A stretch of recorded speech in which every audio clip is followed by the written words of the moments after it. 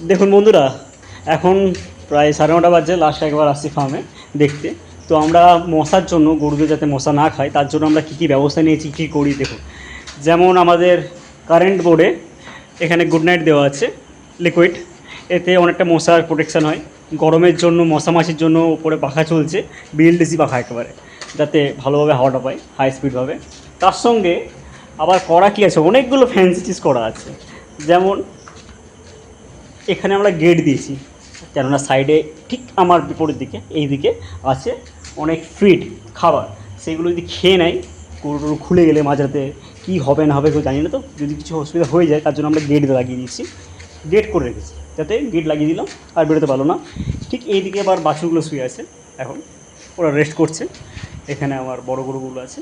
হ্যাঁ, এবার এখানে পুরো মশার জন্য, মাছির জন্য, সকালে মাছি রাতে মশা, এর জন্য পুরো নেট দেওয়া আছে। ফার্ম আমি আপনাকে দেখিয়েছি, ফার্মটা আমার ঠিক এই 3 ফুট ফাঁকা আছে, মানে চাইলে আমরা ঘিরে দিতে পারতাম কিন্তু ঘিরিনি। 3 ফুট ফাঁকা রেখেছি আলো বাতাস সব কিছু আসার জন্য। তো 3 ফুটটাকে কভার করছি নেট দিয়ে, যাতে নেট মানে দুটো নেট, একটা হচ্ছে লোহার জালি আছে, আমি তুলি সাইডে সরি নিচ দিয়ে ভালো করে গুঁজে দিয়েছি তাই দেখানো যাবে না। তো একটা লোহার জালি আছে। এবার এইটা হচ্ছে মশারি নেট, এটা তো একেবারে প্রোটেকশান দিয়ে আমরা কাজ করেছি, যাতে ফুলভাবে আমরা মশা মাছি থেকে গরুদেরকে বাঁচাতে পারি।